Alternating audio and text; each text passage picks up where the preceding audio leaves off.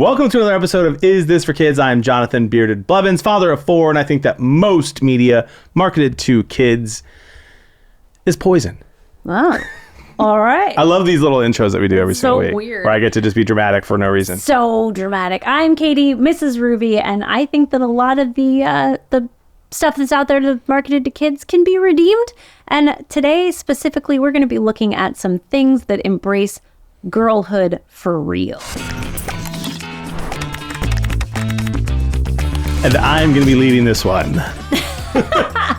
No, that would be First and foremost, Clueless. Number 1. Number 2, Kim Possible. So a lot of the content that's out there for girls is really kind of toxic. Like it's encouraging kind of crappy behavior, or it's not really embracing girlhood as it really is. So these 5 things that I'm about to suggest to you are like good, beautiful, the kind of girlhood that we want to encourage girls to have. Not Movies, shows, both? They're all movies. I've given you all movies here. We've done previous episodes like about You're So Not Invited to My Bat Mitzvah, where we were like, it's true to girlhood, but it's not really what you want to encourage, right? Sure. So all of these are ones that you're going to want to encourage. Are you ready? I'm excited. I don't know what's coming, actually, so this will be fun and very authentic. Exactly. So my first one, I'm actually giving you a twofer in this, and it is a film adaptation of my favorite book, Little Women, which sits on this shelf all the time.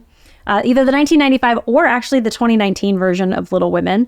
Both of them fantastic. And this is a good way to look at like sisterhood, helping others, being a giving, kind person. It's very good, wholesome Americana type stuff. Even the 2019, I think people get a little bit weird about it being maybe a little hyper feministy. I didn't get that vibe from it myself. And it includes, the 2019 version includes one of my very favoriteest scenes from the book where Meg purchases silk that she can't afford because she wants to keep up with her neighbors. And she and her husband have this whole conversation about, well, they can't really afford it. And she's made this poor choice. And it's like this wonderful, beautiful, loving thing.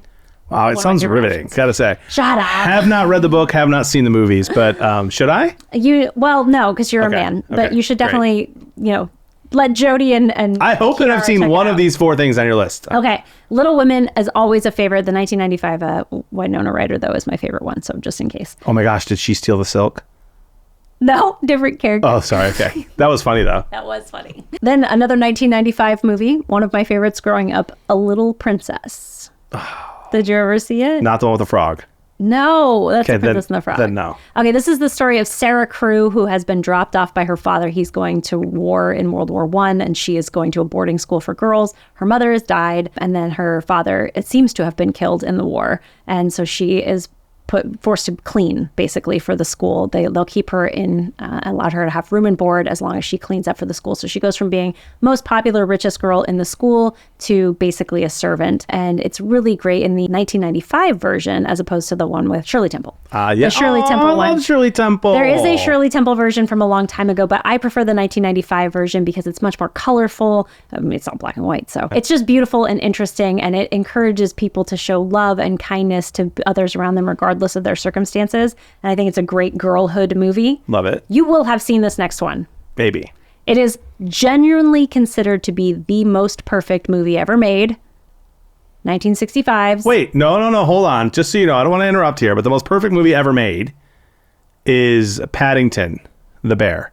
Oh, there's a new one coming out soon. It has I think both of them have 100% Rotten Tomatoes. Okay, but 1965, Sound of Music. The Sound of Music. Let's It really go. is. It is a perfect girlhood movie looking at Maria von Trapp, who's going out to learn what it is to be a person in the world. She leaves a convent where she's been raised her entire life. And there's a lot of talk about, or a lot of, interacting with siblings. There's a cute love scene with a 16-year-old girl and getting into her first love.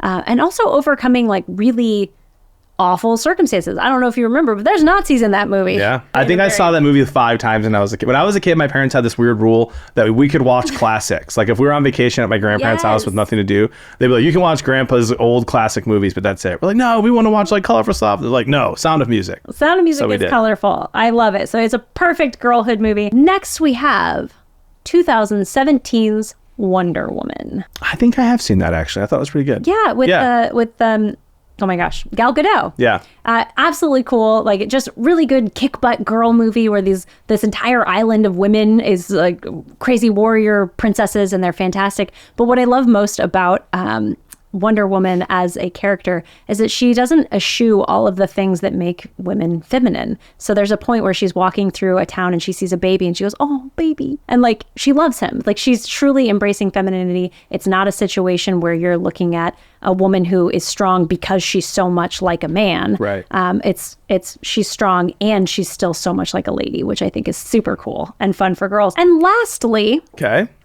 we have 2020's Netflix Enola Holmes. Have not seen it. Enola Holmes it has Millie Bobby Brown, and she is the baby sister of Sherlock Holmes. Her mom goes missing and has left a series of clues that she has to follow. And so Enola meets up with like this aristocratic boy on the train, and they get involved with a mystery that they have to solve. And she's cool and she's clever, and Henry Cavill is Sherlock Holmes in the movie. It's very fun, very cool. She's a smart girl, and she's able to be friends with a boy without making him be the stupid guy.